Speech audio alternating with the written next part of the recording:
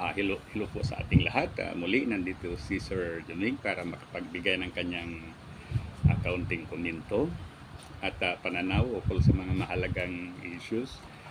For the past several days, hindi na natin natutukan itong kaso ng Sukuro Bayanihan Services Incorporated o yung kaso ni Senior Aguila. Ngunit ngayon, this time, magbigay tayo ng kaunting pananaw ukol dito. Okay?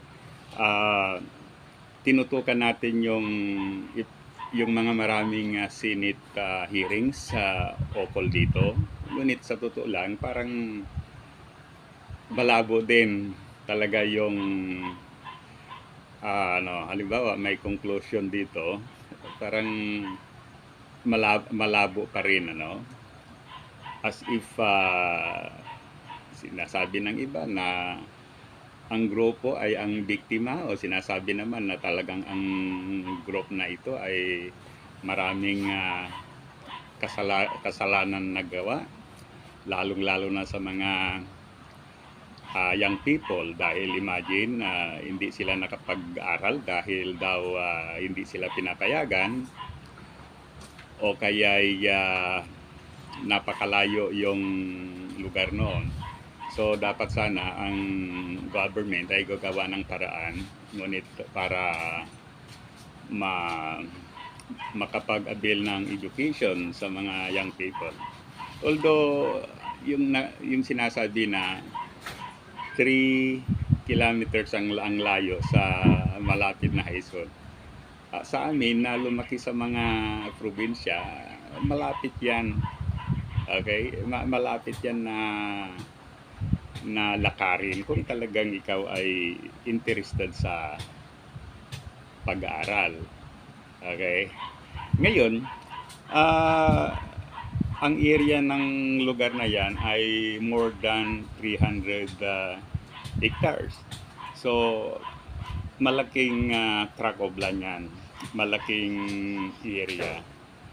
Ngayon, based doon sa nakikita natin na pictures o video, then yung mga bahay ay bali nagkumpol-kumpol, so in other words, hindi naman malayo o kaya kaunti naman yung area na kung saan nakatirik yung mga bahay ng mga membro ng nasabing grupo. So in other words, malaki pa yung area na hindi nagagamit o kaya ay nagagamit maybe sa plantation or in some secret activities. Ngayon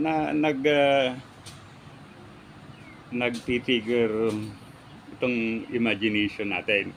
Kasi noong 90s, dahil mahilig din tayo magbasa talaga, then subaybayan ko yung mga gawa noon ni Pedro Escobar.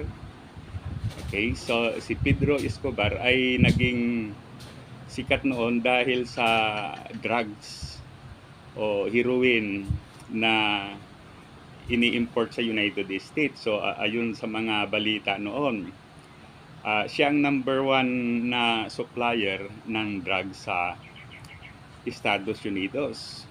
So kaya ang FBI o kaya CIA din talagang gumagawa sila ng parang para mahuli ito. Ngunit hindi ito mahuli-huli dahil politiko din ito. So siya ay sinusuportahan ng government o tinutulungan.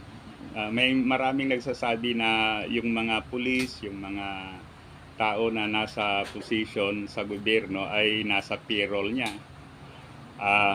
Kaya yun, dahil sa mga illegal activities na ginagawa niya, na siya ang siya ang nangunguna. Kasi marami din pala mga drug lords doon sa Colombia. Okay. So, siya ay naging isa sa mga pinakamayamang tao sa Colombia. Ang Colombia ay nasa South America. Ang pangalan ng Colombia ay hango sa pangalan ni Christopher Columbus. Siya yung naka-discover ng New World o naka-discover ng North at saka South America. Okay, so talagang naging kilala siya dahil sa history ng North at saka South America. Ngayon, going back, ang technique ni Pedro Escobar noon ay dahil malawak yung mga lupain niya na hindi basta-basta makapasok yung mga tao. Then dito siya nagtatatag ng nag-build o nag-ooperate ng mga laboratories, shabu laboratories o cocaine laboratories. Kaya hindi nila mahuli-huli dahil napakalawak ng mga niya. Although at the end napatay din siya, no. Ngayon, kung i-compare natin yung situation ni Senyor Aguila, parang ganun din kasi napakalawak noong more than 300 hectares. Okay? So pagkatapos yung lugar na ito ay malapit sa dagat. So halimbawa may mga items na dapat iluwas o dapat ipasok, then idinadaan yan doon sa mga lugar na malapit sa dagat. So yun ay possibility. Ngunit ganun pa man, ang sinasabi natin ay ito ay mga conspiracy theories lang. So pwedeng mangyari, but then wala talagang ebidensya.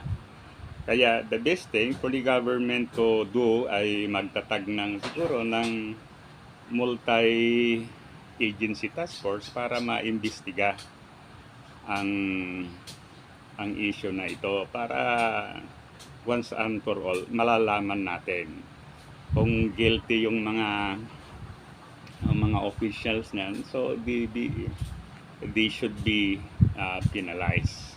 So ganun yan. So muli, thank you. Sana i-like at saka subscribe sa ating YouTube channel. Mabuhay tayong mga Pilipino.